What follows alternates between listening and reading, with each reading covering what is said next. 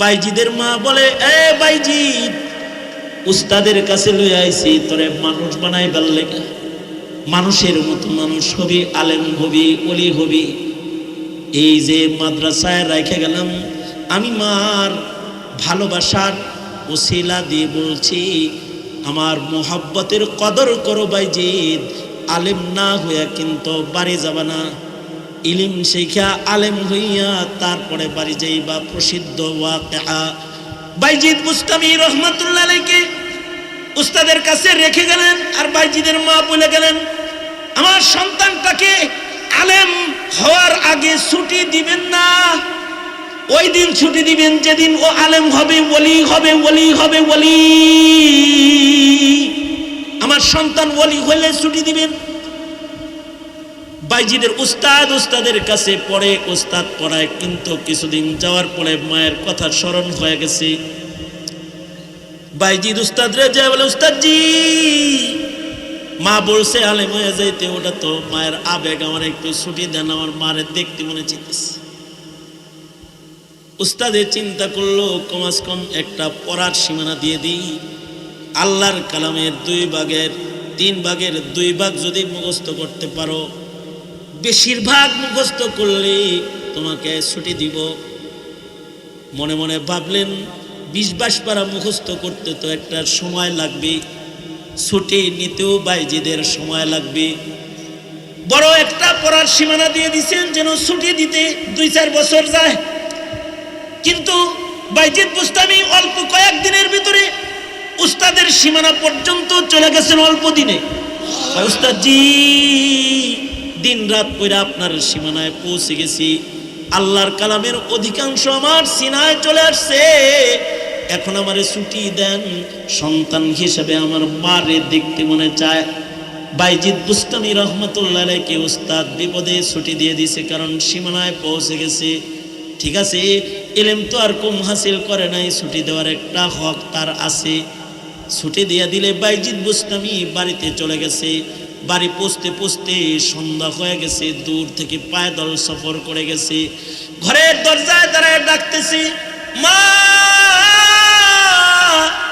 ও মা, আমি বাইজিদ আসছি, তোমারে বড় দেখতে মনে চায়, দরজাটা খুলো মা।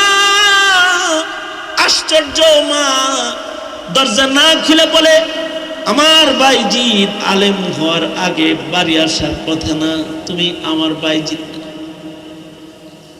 তোমার কণ্ঠ আমার বাইজিদের মতো হলো, তুমি আমার বাইজিদ না, কারণ আমার বাইজিদ আলেম না হয়ে বাড়ি আসবে না। বাইজিদ বুস্তামি রহমাতুল্লাহ আলাইহি মায়ের দরজায় দাঁড়ায় রয়েছেন। গভীর রাত, মধ্যরাত হয়ে গেছে, ডাকে, কিন্তু মার একই কথা, আমার বাইজিদ আলেম না হয়ে ঘরে আসার কথা না।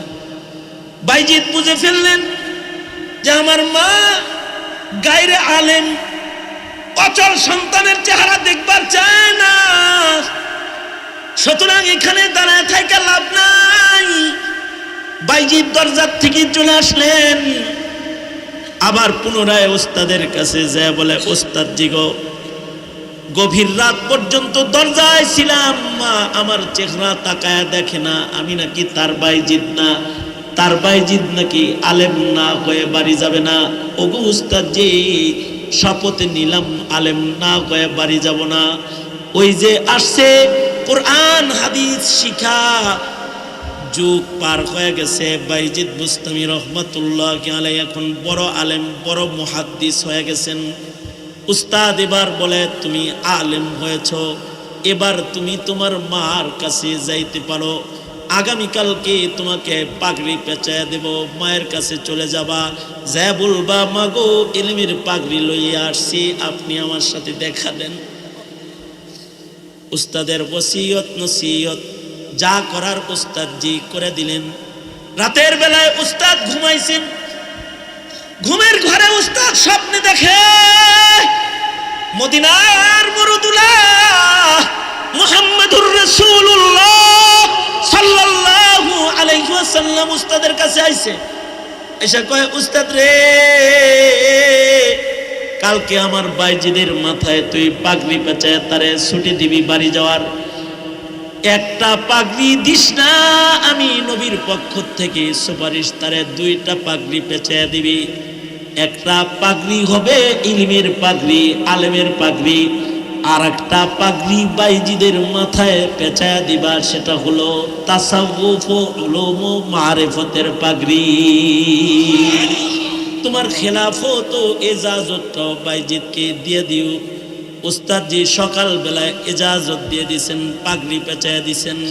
বাইজিদের মা দীর্ঘদিনের বিছানায় পড়ে গেছে, অসুস্থ হয়ে গেছে, দূর থেকে ভালো দেখে না, ভালো কানে এখন আর শুনে না।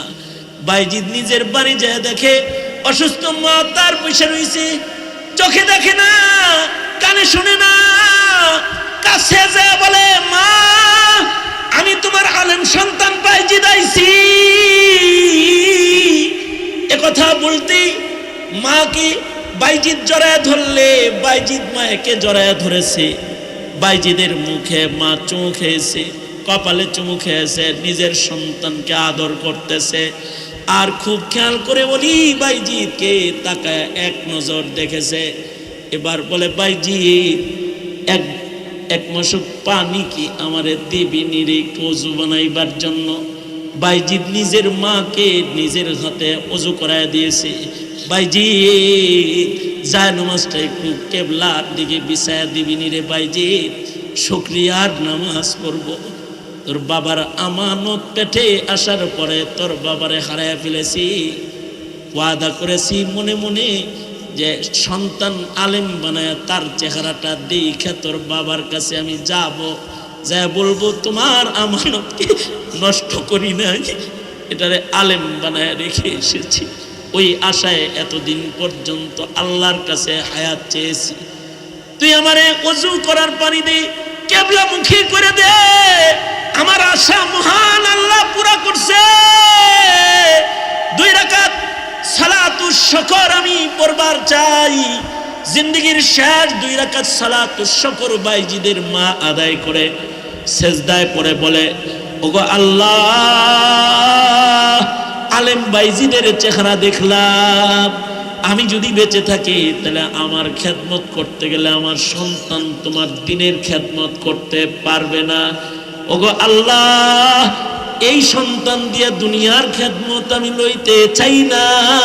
আল্লাহ, এবার আমার তোমার কাছে যাওয়ার সময় হয়ে গেছে, তুমি আমাকে নিয়ে যাও। এই কথা বলে বাইজিদের মা সেজদায় পড়ে একদিক দিয়ে কালিমা পড়ছে, আর একদিক দিয়ে জায়নামাজের পরে ওফাত হয়ে গেছে। মৃত্যুর সময় কত শান্তি, কত সুকুন, কত ইতমিনান, কত সালামতি। ওয়াসসালামু আলাইয়া ইয়াউমা উলিদতু ওয়া ইয়াউমা আমুতু ওয়া ইয়াউমা উবআসু হাইয়া। মরণের সময় সালামতির মরণ হইতে হয়। কেউ কেউ আছে মদ খায়া মরে যায়, কেউ কেউ আছে গাঁজা খায়া মরে যায়, কেউ কেউ আছে জেনা করে মরে যায়, কেউ কেউ আছে গণতন্ত্রের মিছিলে যায় মারা যায়, আর কেউ কেউ আছে কালিমার মিছিলে মারা যায়, কালেমা পড়তে পড়তে মারা যায়। কেউ কেউ সিনেমা হলে মারা যায়, কেউ কেউ কাদিয়ানির মতন নাপাক জায়গায় মারা যায়, আর কেউ কেউ মসজিদের ভেতরে মারা যায়, কেউ কেউ মদিনায় যায় মরে যায়, কেউ কেউ জুমার দিনে মরে যায়, কেউ কেউ শেষ রাত্রে মরে যায়। জন্য মরণটা আল্লাহর কাছে ভালো চাইতে হয়, কারণ মরণ যাদের ভালো হয় কবর তাদের জান্নাত হয়। মরণ ভালো তো কবর ভালো, এ কারণে আল্লাহর কাছে ভালো মওত চাইবা। যতদিন বেঁচে থাকবা কালিমার মওত চাইবা। আল্লাহর রাসূল বলেছেন, কেউ যদি মরার আগ দিয়া বলে লা ইলাহা ইল্লাল্লাহ, তার মৃত্যু তার জন্য জান্নাতের দরজা হয়ে যাবে। আল্লাহু আকবার করে বলে। মরণটা যেন কালিমা পড়া অবস্থায় হয়।